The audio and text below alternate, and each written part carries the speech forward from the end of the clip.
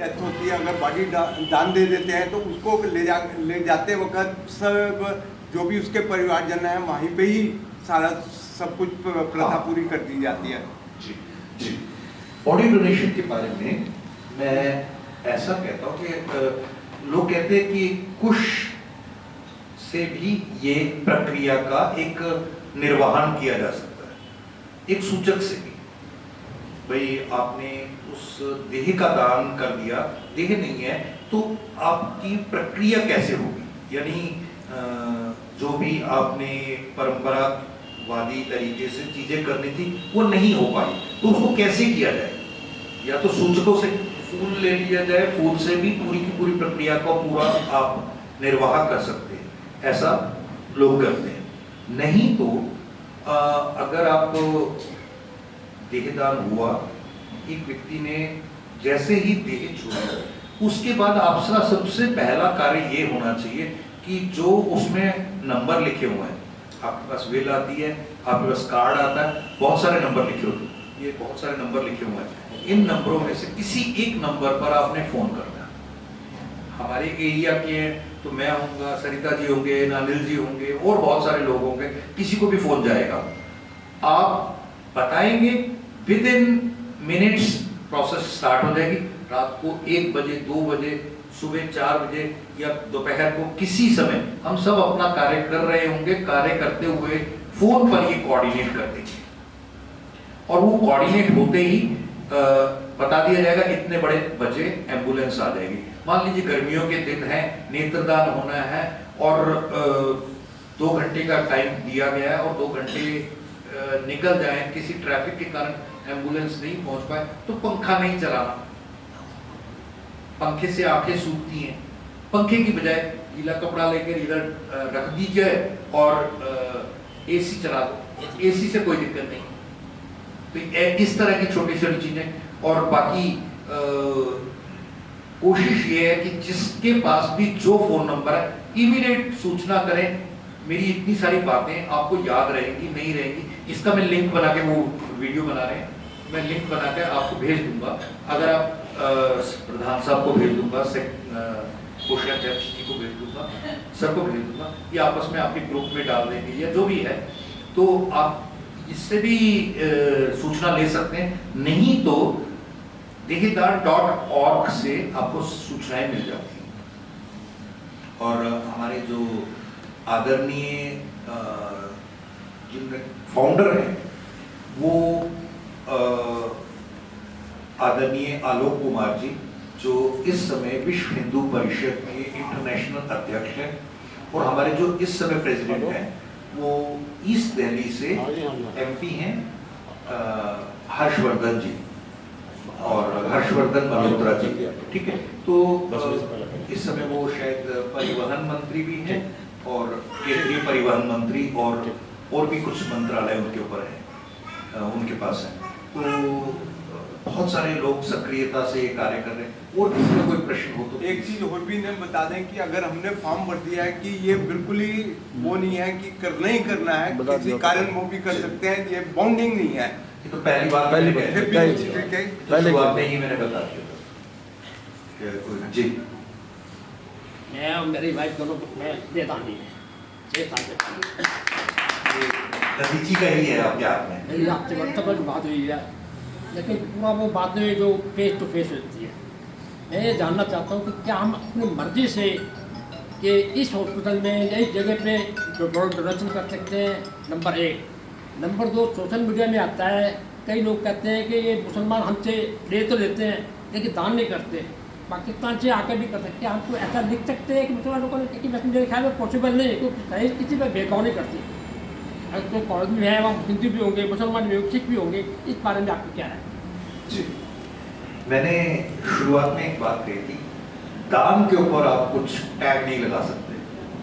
दान मत करो, आपको कोई जबरदस्ती नहीं कर रहा, आपको कोई जबरदस्ती नहीं कर रहा, आपका मन है तो करो, लेकिन दान के ऊपर आप भगवान को मजबूर मत करो कि यार मैंने तो इसको इंसान बनाया था, आपने हिंदू बना दिया, आपने मुस्लिम बना दिया, आपने ये बना दिया, आपने वो बना दिया।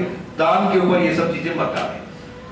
दान दान है, दान दान है और इसके ऊपर सरकारें भी कुछ नहीं कह सकती, क्योंकि सरकार भी सबके लिए, पूरे भारत के लिए एक ही है, तो उनका कोई ऐसा स्टैंड नहीं है। और कुछ कोई पूछ रहे? दूसरा सवाल ये है कि आप अपनी मर्जी से जैसे इस हॉस्पिटल में। हाँ, मैं बताता हूँ जी। मर्जी की जहाँ तक बात है, दान का मतलब है कि देना, तो आप मर्जी से कह सकते हैं, रिक्वेस्ट कर सकते हैं कि फलाने हॉस्पिटल में, अब उसकी दूरी आपके घर से कितनी दूर है, वो सब कुछ पॉसिबल होगा कंडीशंस में, तो शायद किया जा सकता, शायद 99% नहीं किया जा सकेगा, 99% नहीं किया जा सकेगा, लेकिन 1% अगर वो पॉसिबल है। मान लीजिए यहाँ धौला कुआं में army college of medical sciences है, वहां पे आपने सोचा कि दान करना है और वहां पे उनको जरूरत भी है, तो हो जाएगा। अगर उनको जरूरत नहीं है तो फिर नहीं होगा। बहुत सारी चीजें हैं। तो हाँ, एक चीज आपने जो नहीं पूछी, जो मैं बताना चाहूंगा, कोई ये ना सोचे कि दान के बाद मैं एलिजिबल हो गया कि मेरे परिवार में किसी को किडनी की जरूरत है तो मुझे दोगे, ऐसा कुछ नहीं। एलिजिबल हो गए कि मैंने दान दिया और मैं दान के बदले में कुछ लूं, दान का एवज कुछ नहीं होता। जैसे ब्लड डोनेशन में होता है, ब्लड डोनेशन में होता है, इसमें नहीं होता।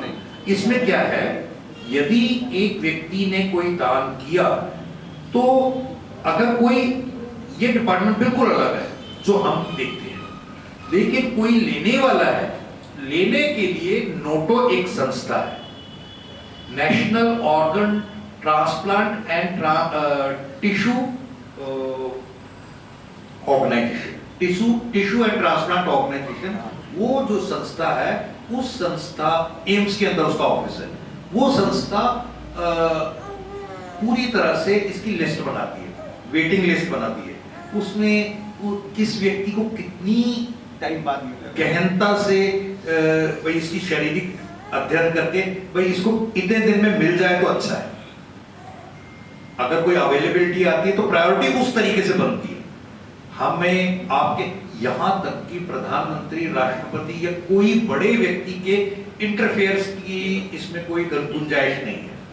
किसी तरह की कोई भी सिफारिश नहीं चलती, किसी तरह का कोई पैसा नहीं इन्वॉल्व होता, किसी तरह की कोई फाइनेंसेस इन्वॉल्व ना देने में ना लेने में। हाँ, आप कहेंगे कि मैंने लिया तो, लेकिन डॉक्टर्स के पॉइंट ऑफ व्यू से कुछ खर्चा होता है, हॉस्पिटल के पॉइंट ऑफ व्यू से कुछ खर्चा होता है, वो गवर्नमेंट में वेव्ड होता है, प्राइवेट में लगता है।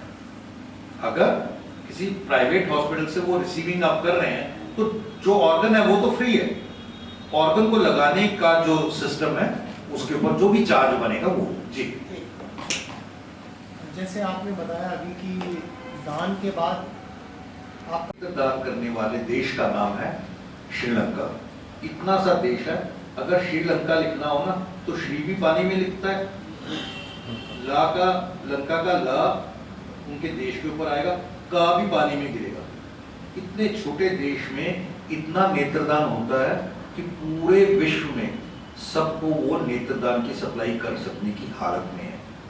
भारत अगर सोच ले कि मुझे अपने जीवन के बाद एक भारतीय को देहदान, नेत्रदान या अंगदान की प्रक्रिया में अपने आप को सहयोगित करना है, तो आप यकीन मानिएगा 15 दिन में, केवल 15 दिन में पूरे विश्व में कोई भी नेत्रहीन नहीं रहेगा।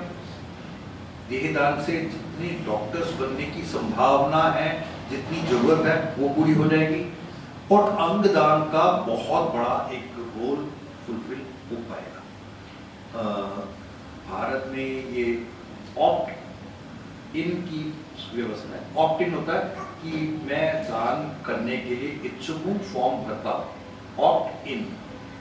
और ऑप्ट आउट होता है, पूरे कई कंट्रीज हैं जैसे हांगकांग, श्रीलंका, सिंगापुर, जापान, ऐसे कई कंट्रीज हैं जहाँ पे ऑप्ट आउट किया जाता है। मैं नहीं करना चाहूँगा, ये फॉर्म करके देना पड़ता है। और अदरवाइज अगर एक व्यक्ति की जीवन की यात्रा समाप्त होती है तो वो व्यक्ति उस राष्ट्र की संपत्ति है, वो व्यक्ति उस राष्ट्र की संपत्ति है, तो राष्ट्र उससे परिवार के सहयोग से देहदान, नेत्रदान, अंगदान सब कुछ कर सकता है। ऐसा विश्व में हम अपनी भारत को माता कहते हैं और हम इस कार्य में थोड़ा सा पिछड़ रहे हैं। तो बस यही सब है। धर्म की जहाँ तक कहानी है तो सिख धर्म में कहा जाता है सर्वधर्म में श्रेष्ठ धर्म हर को नाम जब निर्मल धर्म। सुखमनी सर ने लिखा कि मतलब वो धर्म श्रेष्ठ है जिनके कर्म निर्मल हो जाए, सोच निर्मल हो जाए। और धार्यति इति धर्म, जो धारण किया जा सके वो धर्म। तो हिंदू धर्म तो हमेशा से ही लोगों को वासुदेव कुटुंबकम, मतलब पूरे का पूरा विश्व ही एक कुटुंब है, ऐसी मानना के साथ चाहता है। वो चाहता ही नहीं कि ये अलग है मेरे से, ये जितने नजर आ रहे हैं ये मैं ही हूँ, मेरा ही हिस्सा है, प्रभु का है, प्रभु सब में है। तो ऐसा विचार है। और अब मैं चाहूँगा कि यदि आपके मन में कोई शंकाएं हैं उन्हें ले लिया जाए और फिर उसके बाद आपका कीमती समय है तो सभा को उसके अकॉर्डिंगली आगे चलाया जाएगा। विषय था मेरा जी, जितनी सारी बातें बताई सब उपयोगी हैं, क्योंकि हमारे समाज में कुछ मान्यताएं हैं, पारिवारिक मान्यताएं हैं। तो मान लीजिएगा अगर किसी ने देहदान कर लिया और परिवार उसको मना करने लगता है, लेकिन कोई ना कोई शख्स ऐसा भी होता है जो मोटिवेट करता है कि नहीं इसने कहा था, जो कमिटमेंट किया था तो उसको फुलफिल होना चाहिए। उसमें कितना टाइम लगता है, 2 दिन 3 दिन, क्योंकि बॉडी को तब तक रखना पड़ेगा जब तक उसका वो डिसीजन आ जाए, क्रियाकलाप ना हो जाए। तो चूँकि हमारे समाज में चाहते हुए भी ऐसा करने की प्रथा कम होती जाएगी। अगर उसको साल भर के लिए रखा गया, 5 साल के लिए रखा गया, तो वो चाहेंगे कि फिर हम क्रियाक्रम कैसे करेंगे, अंतिम संस्कार कैसे करेंगे, क्योंकि जब तक हम वो चीज़ ना कर लेंगे तब तक हमको मानसिक शांति नहीं मिलेगी। इस विषय पर मतलब थोड़ा सा आपके एक प्रश्न में 3-4 प्रश्न हैं। पहला समाज, दूसरा आपकी परंपरा, तीसरा समय। 3 चीजों का मैं प्रश्न का उत्तर देने की कोशिश करूंगा। सबसे पहले तो विज्ञान का हमें ध्यान रखना है। एक व्यक्ति को हम ज्यादा से ज्यादा 72 घंटे तक कोल्ड जो मॉर्चरी होती है उसमें स्टे कर सकते हैं, उससे ज्यादा नहीं, क्योंकि फिर उसके बाद उस बॉडी का डेट्रॉयशन शुरू हो जाएगा और एम्बामिंग के बाद ही लंबे समय तक रह सकने वाली है। तो इसलिए वो बॉडी डोनेशन हो नहीं सकेगा अगर वो 70 घंटे से। वो भी इसलिए रखा गया है कि अगर किसी के प्रियजनों ने विदेशों से आना है, कोई ऐसी चीज है जो वो दर्शन करना चाहते हैं, तो 72 घंटे मैक्सिमम। दूसरी बात, धर्म क्या कहेगा, कहते सबसे बड़ा रोग क्या कहेंगे लोग, वो तो रहेगा हमेशा, आज भी और पहले भी। आपको उसके लॉजिक में जाना है कि समाज क्या है। मैं समाज, आर्य समाज पहले नहीं था, तो पहले किसी ने सोचा, ठीक है, जैसे अगर उनको लगा कि नहीं यार एक ऐसा धर्म होना चाहिए जो सनातन से अलग हो, मगर सनातन उसमें सारा जो अच्छाइयां हैं होनी चाहिए, सनातन की हर अच्छाई उसमें होनी चाहिए, मूर्ति पूजन या बाकी चीजें उससे अलग हो जाए।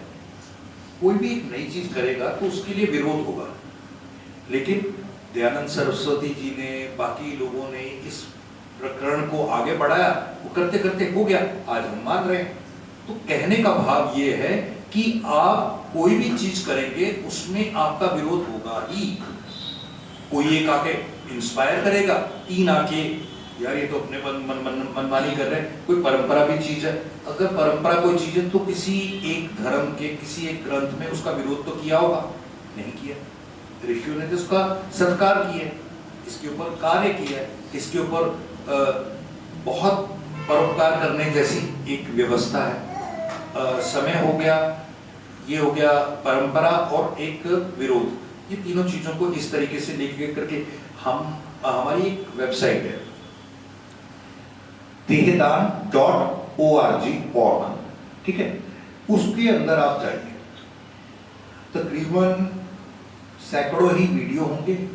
जिन व्यक्तियों को आप सम्मानित समझते हैं उनका उसमें अभिभाषण मिल जाएगा, चाहे वो राष्ट्र से रिलेटेड राष्ट्रपति, प्रधानमंत्री या अन्य मुख्य धारा के लोग हों, सम्मानित जो पक्ष से धार्मिक गुरु हैं, जो भी बड़े बड़े गुरु जिनका भी नाम लें, वो सबका उसमें वीडियो है। वो क्या सोचते हैं वो आपको एक प्रेरित करेगा कि नहीं, इसके बारे में धर्म की जो परिभाषा है वो हमारी परिभाषा के साथ मैच करती है। लोगों को अज्ञान है इसलिए विरोध कर रहे हैं, लेकिन धर्म की परिभाषा मेरे कार्य से मैच करती है। तो ये 3 प्रश्नों के उत्तर मेरे ख्याल से बनते हैं। जी आप बोलिए। एक ये भी थे जो टीचर थे, वो कहते सिर का कब पता लगता है? जब दर्द हो। कभी आपको कभी हाथ लगा के देखो तो कभी पता ही नहीं होता कि मेरा सिर भी है। सिर का पता भी तब लगता है जब सिर दर्द हो। तो कहने का भाव ये है कि आंखों का इतना बड़ा योगदान है। तो कोई भी व्यक्ति आपके मन में अगर ऐसी शंका हो कि यार मैंने तो कैटरेक्ट करा रखा है, मैंने तो वो वाला ऑपरेशन करा रखा है, मुझे तो ग्लूकोमा है, हर तरह की व्यक्ति कर सकते हैं। सिर्फ 4 तरह के व्यक्ति जो कोई भी दान नहीं कर सकते वो पहले समझ लीजिए। जिन्हें एड्स हो, ये संक्रमण की एक बीमारी है। दूसरा हेपेटाइटिस बी हो, ठीक है, सिरोसिस हो, जो भी सिरोसिस एक तरीके का बीमारी है वो, और कैंसर। ये 4 तरह के व्यक्ति केवल कोई भी दान नहीं कर पाएंगे। उनमें भी नेत्रदान 90% में हो जाता है, नेत्रदान फिर भी हो जाता है, लेकिन वो सिचुएशनल हो जाता है। जब ये बीमारी है तो इस बीमारी के जरिए दूसरे व्यक्ति को इन्फेक्शन तो नहीं जाएगा, इसको डॉक्टर पहले सर्टिफाई कर लेते हैं, तो उसके बाद ये भी कर सकते हैं। तो नेत्रदान जो है तकरीबन हर व्यक्ति कर सकता है। और करना कौन सा अभी है? अभी नहीं करना। अगर शतायु प्रभु ने बख्शी है तो शतायु बिताइए, 100 वर्ष तक हंसी खुशी जिए और उस जीवन से लोगों का भला करे। और उसके बाद जब कभी प्रभु ने अपने चरणों में बुलाया तो जाने से पहले अपने परिवार को ये बता दीजिए कि भाई मेरी इच्छा है कि मेरा मकान इसको दे देना, मेरी दुकान इसको दे देना, और मेरे शरीर को इस संस्था को दे देना, किसी के काम आने। तो ये थोड़ा सा है। और देहदान का क्या फर्क है? हम आपस में कई बार कहते होंगे कि यार कोई अच्छा डॉक्टर सजेस्ट करो, कहते हैं अच्छा डॉक्टर सजेस्ट करो। अच्छे डॉक्टर बनते कैसे हैं? अच्छे डॉक्टर बनने का तरीका है पढ़ाई। MBBS हो, BAMS हो, BDS हो, ये जितनी भी मेडिकल साइंसेस है, हर मेडिकल साइंसेस में पहले वर्ष का एक सब्जेक्ट होता है anatomy, body science. Body science तो उसमें पूरी बॉडी की कंप्लीट, सिर से लेकर नाखून तक पैर के हर चीज का उसे ज्ञान होना चाहिए। अब एक व्यक्ति कोई सभी आदरणीय उपस्थित श्रोतागण, प्रभु के भक्तों,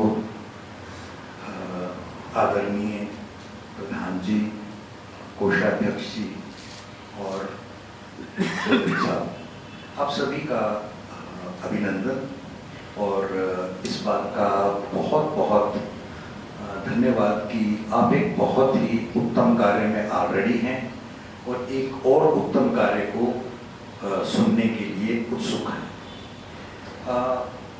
मेरा नाम प्रोफेसर कुलविंदर सिंह है और हम दधीची देहदान समिति से पिछले 1-1.5-2 दशक से जुड़े हुए हैं।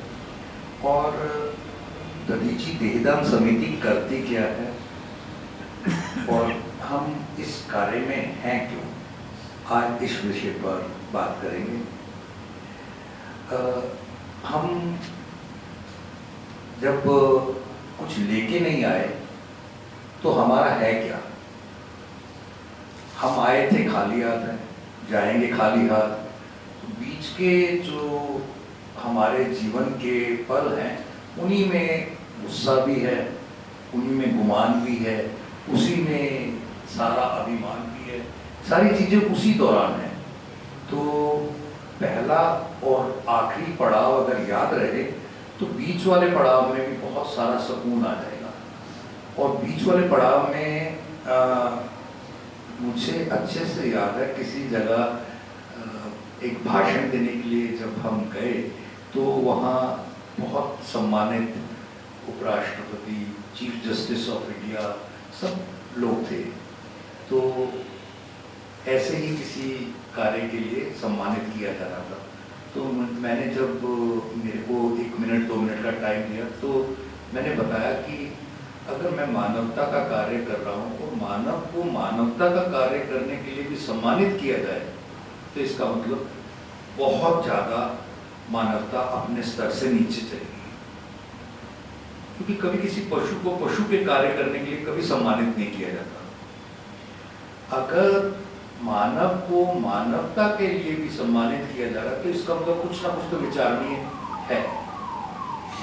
अब बड़ी बात यह है कि दधीची देहदान समिति करती क्या है। हम सहयोग करते हैं देहदान के लिए, नेत्रदान के लिए और अंगदान के लिए। मैं एक एक विषय को थोड़ा थोड़ा बता के फिर आगे चीज़ों के ऊपर जाऊंगा। बाद में मैं प्रश्न उत्तर भी लूँगा कि आपके मन में भी कई बार कई तरह के प्रश्न आते हैं कि भाई ये धर्म में अलाउड है नहीं है, इससे कुछ होने वाला तो नहीं है, क्या अगले जन्म में कुछ होगा, या ऐसे कई चीज़ें मन में होंगी। उसके ऊपर भी विषय पर बात करेंगे। अभी पहले तो ये कि नेत्रदान है क्या, देहदान है क्या, अंगदान है क्या। नेत्रदान कोई भी व्यक्ति कर सकता है यदि उसे एक फॉर्म भरने की जरूरत है और वो फॉर्म कभी भी कोई भी भर सकता है। उससे किसी तरह की पाबंदी नहीं लग गई कि ये करना ही करना है, वो एक इच्छा है। इच्छा को परिवार वाले पूरा करेंगे तो अच्छी बात है, नहीं करेंगे तो कोई उसके ऊपर पाबंदी नहीं है कि नहीं आपने कहा था और अब करना पड़ेगा। दान का मतलब ही क्या है? दान। आप दाता को ये थोड़ा ना कह सकते आपने दान क्यों नहीं देना चाहते। दाता की मर्जी, देना चाहे तो दे, नहीं देना चाहे तो नहीं। एक व्यक्ति जो 2 जोड़ी नेत्रों को दान करता है अपने पूरे जीवन के बिताने के बाद, वो 2 नेत्र 2 से लेकर 8 व्यक्तियों को लाभान्वित करते हैं। 2 से लेकर 8 व्यक्तियों को लाभान्वित करते हैं। वो नेत्र जो एक व्यक्ति की 2 नेत्रों से लिए, क्योंकि एक्चुअली में नेत्र यानी ये जो आंख का गोला है, ये गोटी है, इसे नहीं निकाला जाता। कॉर्निया जो पीछे होता है, लेयर्स होती हैं, बहुत बारीक लेयर्स होती हैं, 7-8 लेयर्स होती हैं। अब वो 7-8 लेयर्स जो है वो व्यक्ति को ट्रांसप्लांट की जाती है। हर एक के लिए कौन सा हिस्सा उपयोगी है उसके अकॉर्डिंग। आपको हैरानी होगी जानकर कि एक जन्म से अंधा व्यक्ति भी अगर नेत्रदान करे तो उस नेत्रदान से कई व्यक्तियों को रोशनी मिल सकती है। यह खुद तो अंधा है और दूसरे को रोशनी दे सकता है, ऐसा पॉसिबल है। आपके लिए लगता होगा कि ये मुश्किल है, लेकिन मुश्किल नहीं है। अब कई तरह से लोग आएंगे, क्योंकि वो उसमें कारण क्या है कि जो आंखें हैं उसकी कौन सा एक लेयर या कौन सा एक हिस्सा बाधित है, खराब है, जिसके कारण वो नहीं देख पा रहा। वो अगर डॉक्टर्स को पता लगता और वो किसी एक सुजाखा मतलब नेत्र से प्रफुल्लित व्यक्ति से वो अगर उसको ट्रांसप्लांट कर दिया जाता तो वो भी देख सकता था। ऐसा कुछ होता है। और दूसरी बात, नेत्रदान का एक आइडिया लेके चले। भारत में 15-15 साल की वेटिंग नेत्रदान के कारण थी। किसी ने नेत्र दान करना है तो इतने दिन तक वेट करने की जरूरत पड़ती थी। लेकिन जब से दधीची देहदान समिति अपने कार्य में आई, लोगों की जरूरत को समझा। वो आप जरूरत कैसे समझ सकते हैं कि आप कभी एक दिन के लिए भी, 1 घंटे के लिए भी आंखें बंद करके सारे काम करें तो आपको शायद आभास हो जाएगा कि कितना मुश्किल है। आपको पता ही ना हो कि ये वाइट है, आपको पता ही ना हो कि ये रेड है। रेड होता क्या है, वाइट होता क्या है ये, और आपको पता ही ना हो यहाँ पे दीवार है, मेरे को ठुड्डा लगेगा। ये नेत्रों का हमारे पास जो जो चीज होती है, हम उस चीज का कोई एहसान नहीं मानते, उसे तुम फॉर ग्रांटेड ले लेते, ये तो मेरी ही है। मेरे पास कपड़े हैं, ये तो मेरे ही हैं। मेरे पास कपड़े नहीं हो तो पता लगता है कि कपड़े नहीं हैं। जला देते हैं, दफना देते हैं, कुछ भी कर देते हैं, लेकिन एक मैंने छोटी सी 2 लाइनें लिखी थी कि मिट्टी को जब होना ही है मिट्टी, मिट्टी को जब होना ही है मिट्टी, जलाएंगे, दफनाएंगे, बॉडी कहाएंगे, तो क्यों ना किसी के काम आए ये मिट्टी, तो क्यों ना किसी के काम आए ये मिट्टी। तो आपको ये समझना है कि मिट्टी किस काम आएगी। अगर मिट्टी समझ लिया तो काम आएगी। अगर आपको समझा ये मैं हूं तो मैं नहीं हूं, मैं कुलविंदर सिंह हूं, कुलविंदर सिंह मैं नहीं हूं, कुलविंदर सिंह मेरा नाम है। अब कुलविंदर सिंह को आगे क्या समझना है। अच्छा, एक चीज बहुत इंपॉर्टेंट है, देह समझ में आ गया, नेत्र समझ में आ गया, तो अंगदान समझ में आएगा। अंगदान क्या है? अंगदान ना बेसिकली क्या है, हमारे जितने भी अंग होते हैं, जैसे ही एक व्यक्ति के सांसों की माला खत्म होती है, उसके तुरंत विदिन आप समझ लीजिए कि कुछ मिनटों में, कुछ घंटों में आपके शरीर के जो सभी अंगों से रक्त की जो गर्मी है खत्म हो जाती है, रक्त का चाप खत्म हो जाता है, और उसके कारण रक्त सूखना शुरू हो जाता है, और जिसके कारण वो शरीर का वो पर्टिकुलर अंग अब दोबारा से किसी के काम के लायक नहीं रहता। तो नॉर्मल केस के किसी भी डेथ में, किसी भी नॉर्मल डेथ में हम चाहें भी तो किसी का भला नहीं कर पाते। रीजन कि एक तो हमारे से लेने वाले जो हॉस्पिटल्स फैसिलिटीज हमारे नजदीक होनी चाहिए, वो उस पर्टिकुलर टाइम के अंदर अंदर वो फैसिलिटीज अवेलेबल होनी चाहिए, वो डॉक्टर, वो हॉस्पिटल, वो सब कुछ, और लेने वाला भी उसके पास हो। ये दोनों चीजें का मैच करना विदेशों में बहुत जगह है, इंडिया में नहीं है।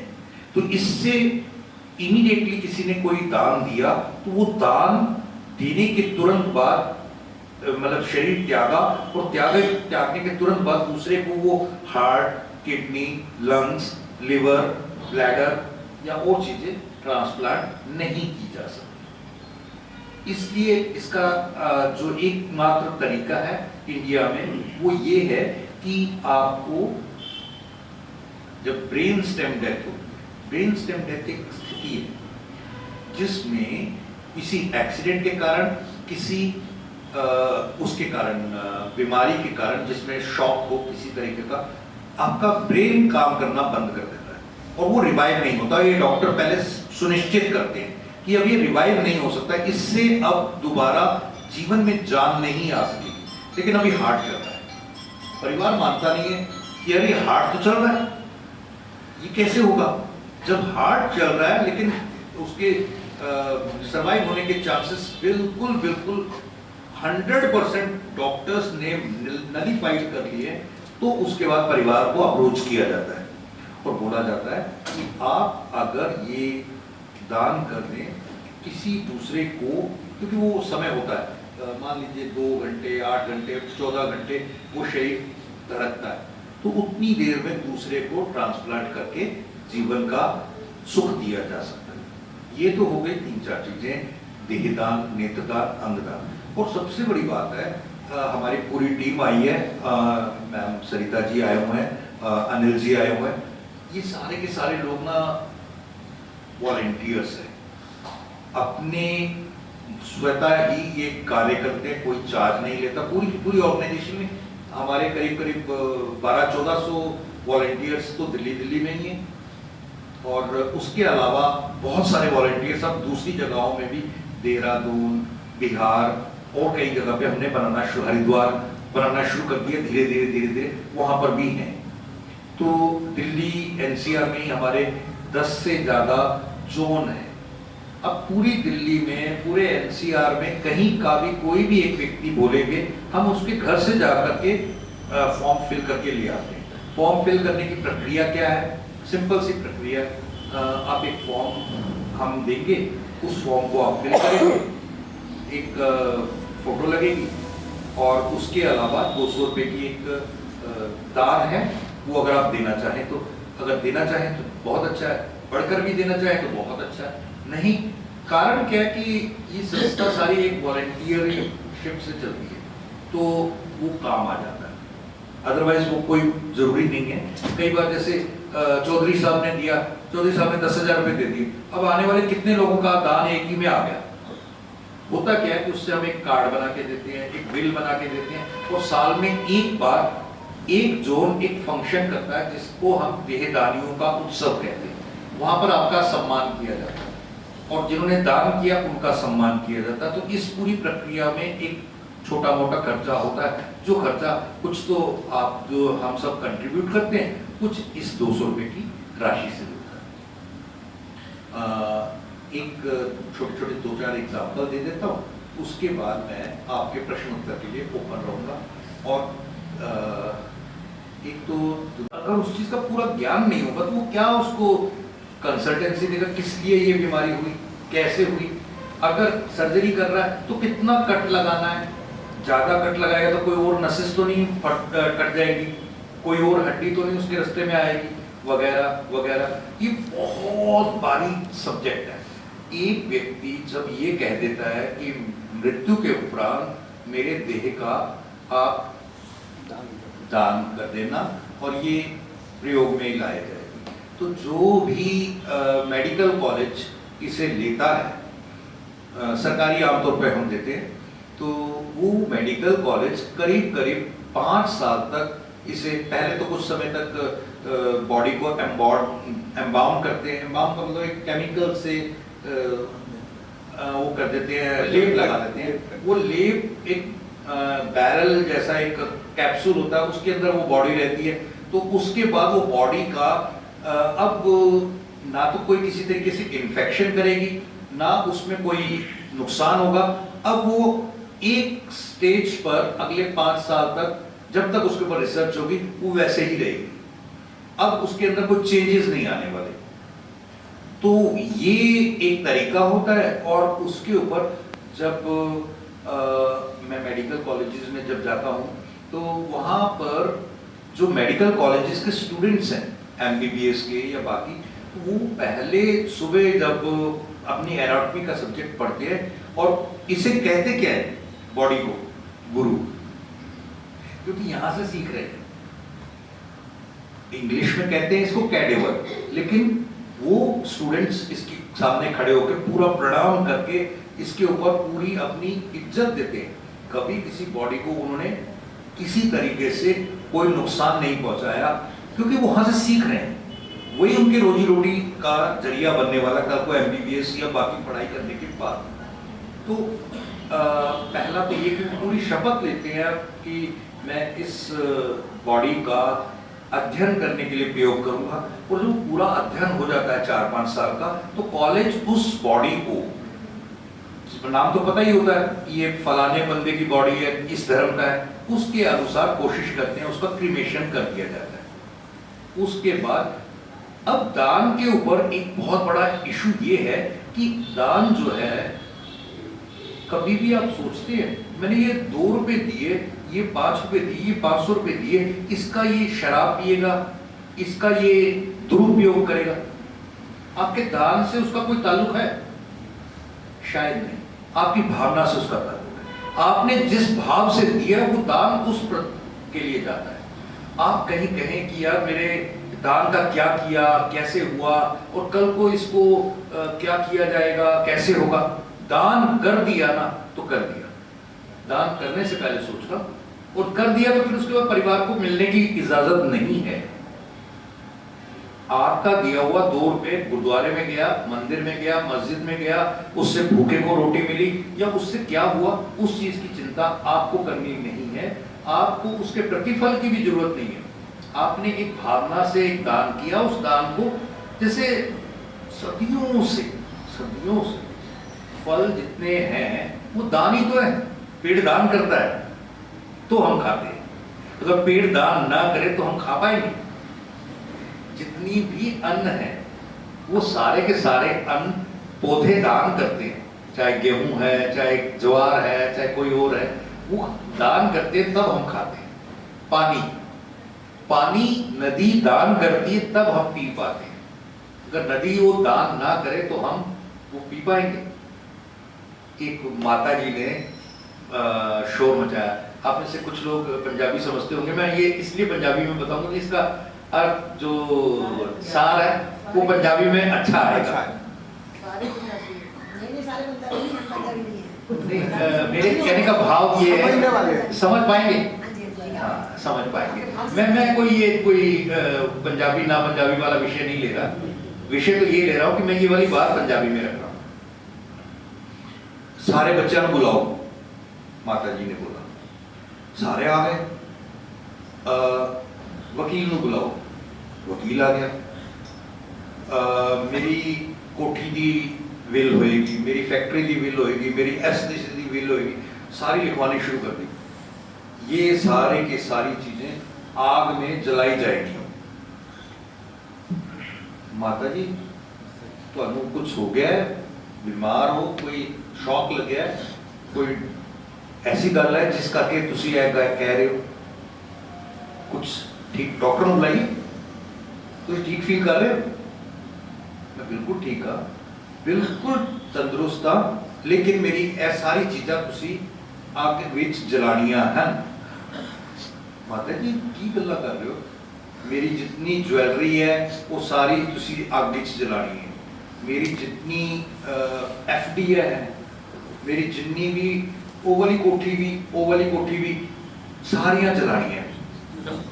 माता जी हुण पक्का हो गया तुसी पागल हो गए, हुण पक्का हो गया तुसी पागल हो गए।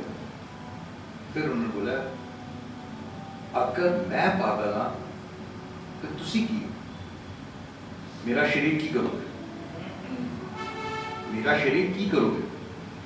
माता जी ये जलाना पेगा, मेरी चीज़ा है ना, मेरी चीज़ा मेरे नाल जलाना, मेरा समान तुसी नहीं जला रहे, मेरा इन्ना कीमती शरीर, अगर मेरा शरीर कीमती नहीं है, तुसी तुहाडा शरीर मेरा शरीर कोई गल, एक उंगल दे के दिखाओ, कट के दोगे? दो अखा कट के दोगे? नहीं। अगर हम ये जान लें इस शरीर की कीमत कितनी है तो शायद आप सबको बड़ा हैरानी होगी कि विश्व में इससे ज्यादा कीमती चीज तो कोई है ही नहीं। पूरे विश्व में कोहिनूर कहते हैं बहुत कीमती है, शायद वो भी इसके सामने फीका पड़े। अगर आप नसों की बात करें तो नसें इतनी बड़ी हैं कि पूरी पृथ्वी के ऊपर फैला दी जाए तो पूरा चक्कर बनता है, और वो चक्कर हमारी नसों से बन सकता है। इतनी नसों का हमारा करोड़ों नसें हैं। आप में से कई डॉक्टर भी बैठे होंगे, जानते हैं हमारे शरीर की एक एक चीज बेश कीमती है। इंसान ने आज तक शरीर का छोटे मोटे वो नीज क्या कहते हैं, घुटने या छोटे मोटे कुछ बना दिए।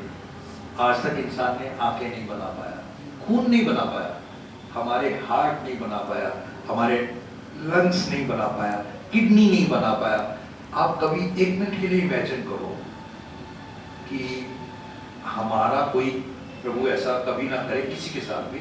मैं एक इमेजिन की बात कर रहा हूँ, मेरा एक जानने वाला या मेरा एक कोई रिश्तेदार हॉस्पिटल में बहुत परेशान है, उसकी किडनी के लिए बोला है, लिवर के लिए बोला है, या हार्ट के लिए, या किसी भी एक अंग के लिए बोला गया है कि ये जब तक नहीं होगा रोज इसके लिए इतने लाख का खर्चा होगा। डायलिसिस वगैरह में कितना खर्चा हो जाता है, कितना दिक्कत होती। कोई एक किडनी मिल जाए तो ये अब बच जाएगा। अगर आप बच्चों को बता दो कि भाई इतने लाख रुपए देके किडनी मिल जाएगी, तो वो अपने आप को बेचने के लिए तैयार हो जाएंगे। वो किडनी लेके आएंगे, अपने मम्मी को, अपने पापा को, अपने चहेते को बचाना चाहेंगे। हमें इन चीजों की कीमत मंदिर में बैठे हुए ऐसे क्यों नहीं समझ में आती? हमें इन चीजों की कीमत हॉस्पिटल में जाके उस मजबूर स्थिति में जाकर के ही क्यों आती है? लोग यार दान नहीं करते, लोग पता नहीं क्यों यार